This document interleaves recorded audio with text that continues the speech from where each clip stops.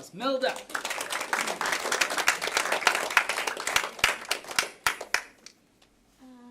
Hi. Hello. Hello.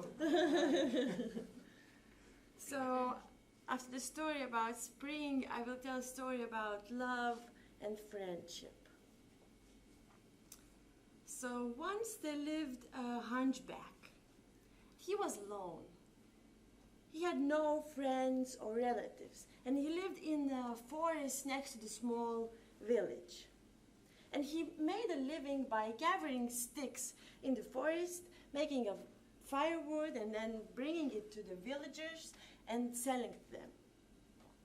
And villagers, they liked the wood that he was bringing, but himself, they just hated how ugly he was. He had this hunch on his back, and he had long chin, and the teeth was like sticking out of him, and his big mouth, and he was smelling of mud and moist and grease. And then the children would see him in the village, they would just shout him names, and they would call him names like Hunchback! Hunchback! But back in the forest, Hunchback had more friends than anyone could wish for. Rabbits and deers and foxes and birds would come to his hut, and they would gather around every time he comes back after the work. He would go to his hut, he would take a piece of bread, would just sprinkle around to them, and they would jump, in the air. The rabbit would make a circle in the air, and the birds, they would tweet around. And it was quite a party every time in front of his hut. But every day, after spending some time with the animals, he would wrap a sandwich for himself, put it in his pocket, and he would go on his way to the lake, in a sort of secret lake, which was in the middle of the forest. And not everyone knew the path there, but the hunchback, he knew that path so well that if somebody wakened up him in the middle of night, he could tell where to go. So he would go there, he would sit on the bank of the lake, and he would watch swan, a mute swan, white, beautiful, sailing around in the lake. He would change the positions on the bank, changing strategy. He would cast of bread into the water, trying to entice her to come closer, but she wouldn't. And all his friends would gather around him again, trying to, to keep his attention, and he would give attention to them.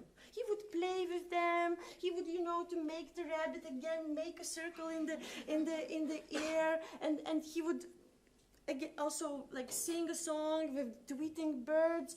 He had this power upon all the animals, but not this one.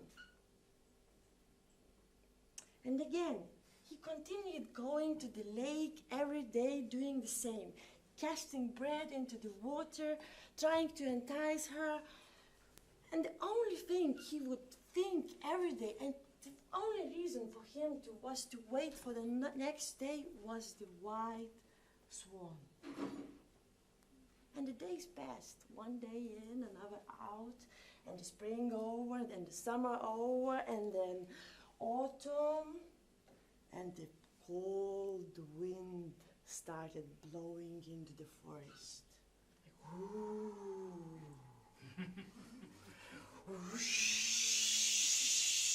Come on. Whoosh. And all the huts in the village, they would, be not so very thick. And the villagers started wearing their clothes and fur, and of course animals also started thinking how to prepare themselves for the winter.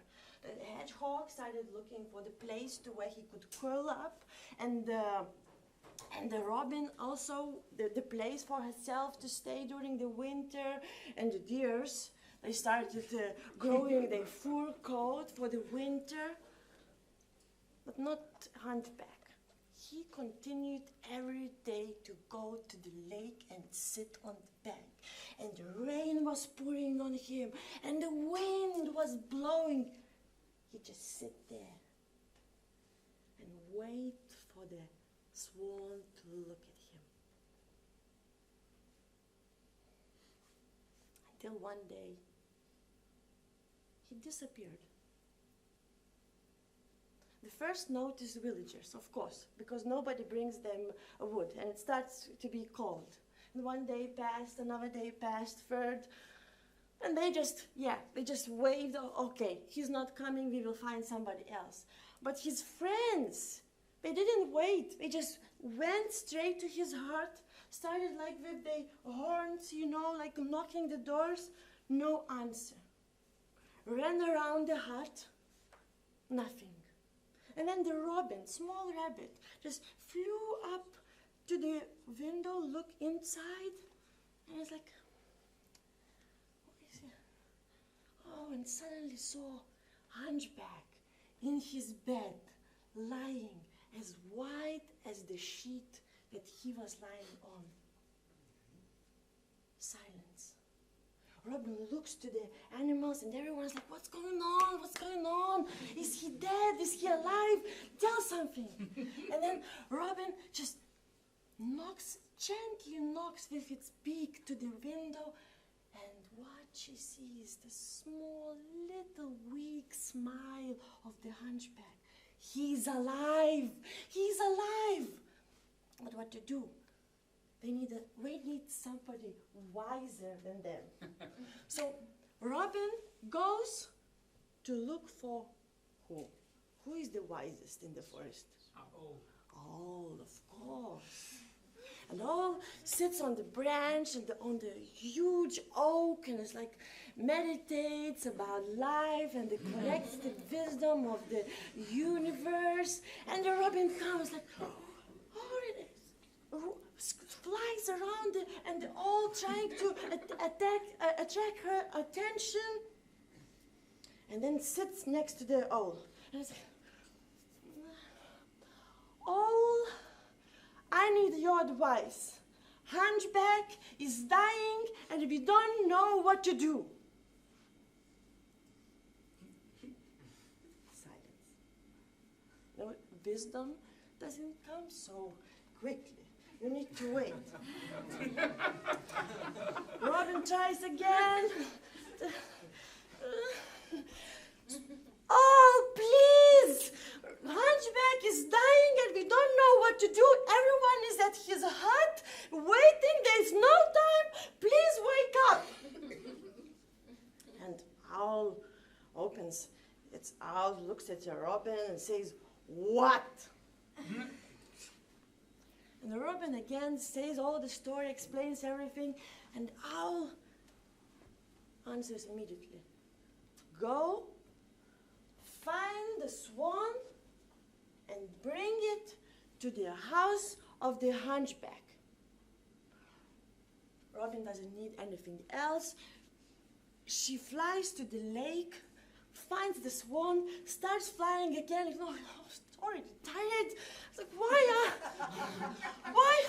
why me? Again, flies around the swan, tries to tell all the story, and the swan reacts immediately because she was already missing the Hunchback. And when you get used to somebody calling you every day,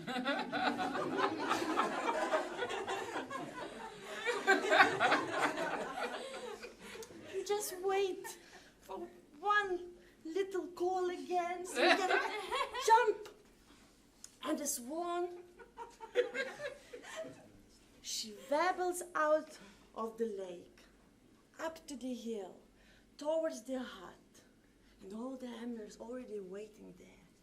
And she opens the back doors of the hut, gets inside of it, and sees the Hunchback lying there. Swan comes closer, and with its beak touches its back and the bag becomes flat. Hunchback looks at her and smiles and rolls in his bed. And then the swan just takes one feather of her wing and just jabs straight through the skin of the hunchback.